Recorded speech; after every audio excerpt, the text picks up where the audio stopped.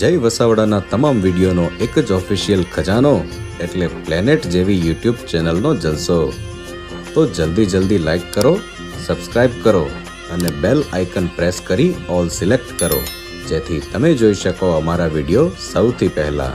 જય વસાવડાના સૌને જય સિયારામ. હું તો અત્યારે સ્પેનની અંદર વિહરી રહ્યો છું અને આ માર્બેયા જે સરસ મજાનું બીચ ઉપરનું ગામ છે, મારી પાછળ તમે સમુદ્ર જોઈ રહ્યા છો. અહીં મારે વાત એ કરવી છે કે કેટલાક લોકો અચાનક એવો સવાલ પૂછવા લાગ્યા છે કે ભાઈ બધા ગુજરાતી સાહિત્યના કાર્યક્રમોમાં મોરારી બાપુ જ કેમ હોય છે? હા, આના જવાબની અંદર આમ તો એક લીટીનો સીધો સાદો જવાબ છે કે બીજું એક નામ તો બતાવો કે જેને આટલો રસ પડતો હોય, જે આટલું બધું નિસ્બતથી, આટલી બધી પ્રેરણાથી, આટલી બધા રસ લઈને આટલા દાયકાઓથી સાહિત્ય, કળા, સંગીત, ચિત્ર બધાને સમર્પિત થઈને બેઠા હોય. એવું તો કોઈ છે નહીં, એક જ માણસ કરે છે આ બધું કામ. હવે વાત ગુજરાતી સાહિત્યની અંદર બાપુનું નામ લેવાય એમાં જે કેટલાક મિત્રોને નથી ગમતું, તો એમને તો ખરેખર સાહિત્યની અંદર આખો ગાંધી યુગ આવે છે એ પણ ન ગમતો હોય. ગાંધીજીએ તો કોઈ નવલકથા નથી લખી, ગાંધીજીએ કોઈ ટૂંકી વાર્તા નથી લખી, ગાંધીજીએ કોઈ નાટક નથી લખ્યું અને ગાંધીજીએ કોઈ પણ પ્રકારની કવિતા નથી લખી. છતાં દુનિયાભરના કલાકારો, કવિઓ, સર્જકો બધા ગાંધીજીના પ્રેમમાં હતા.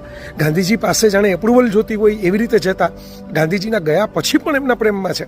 તમે વિચાર કરો, ગાંધીજીને ફિલ્મોનો કંઈ એવો શોખ નહોતો. એમણે રામરાજ્ય એક ફિલ્મ આપણી વિજય ભટ્ટની જોઈ હતી અને બહુ એમને તો એ પણ ગમી નહોતી.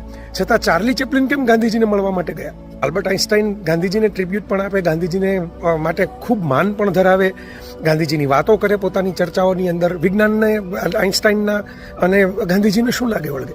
આવો કોઈને સવાલ થઈ શકે. ગાંધીજી રાજનેતા પણ એવા હતા કે જેમની પાસે સત્તા નહોતી.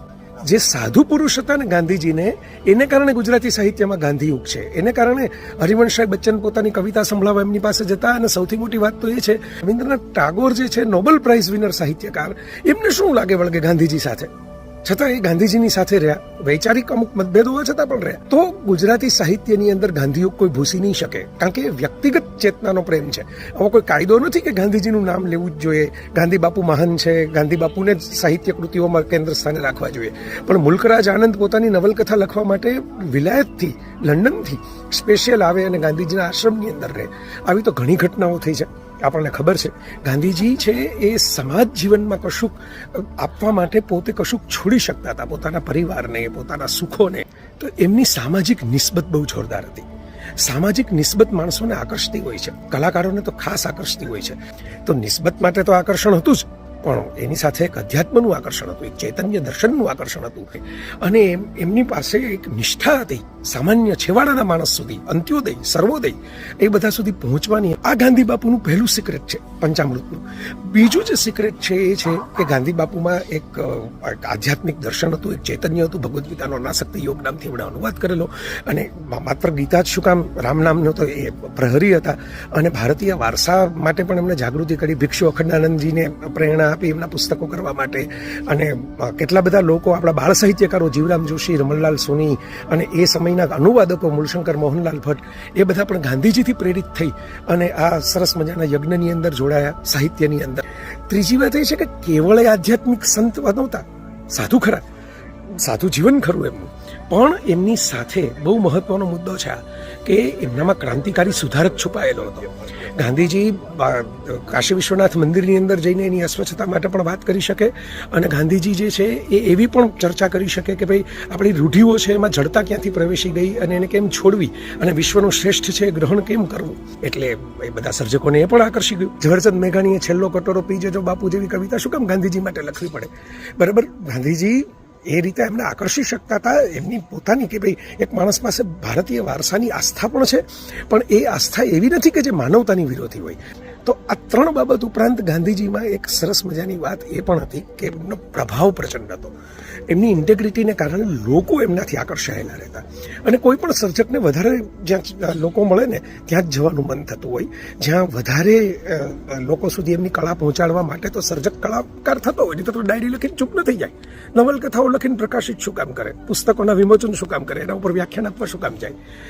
તો એ માટે ગાંધીને એ લોકો જોતા એક ઊંચી દ્રષ્ટિએ કે ભાઈ આ માણસ કેટલી ઝડપથી લોકો સુધી પહોંચી શકે છે, અને એ સહજ ભાવે પોતાની ટીકા કે પ્રશંસાથી બેખબર રહીને પોતાના જે લોકો છે એને સાચું ને સારું લાગે ત્યાં આંગળી ચીંધે છે. એમના વિરોધી મત કહેવાય એવા ઘનશ્યામદાસ બિરલા હોય કે ભાઈ તાતા હોય કે આપણા દાનજી કાળીદાસ હોય. હવે વિરોધી મત એટલા માટે કહું છું કે ગાંધીજીને રસ નહોતો આ પ્રકારના બધા પેલા ધનકુપતિ થવામાં, ઉદ્યોગોમાં.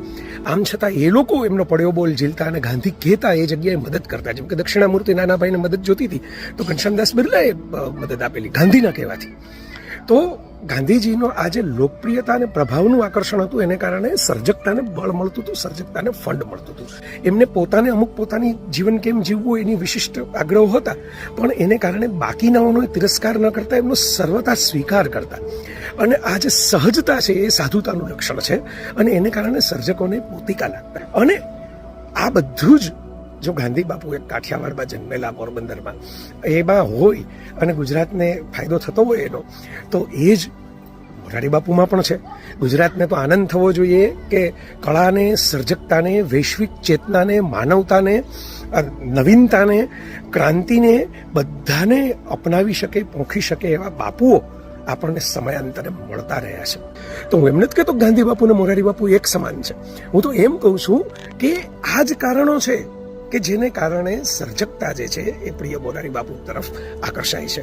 અને ગાંધી બાપુની જેમ જ એ પ્રશંસા સાંભળી લે છે અને એ ટીકાઓ પણ સાંભળી લે છે, પણ એ એવું કોઈ રિએક્શન નથી આપતા.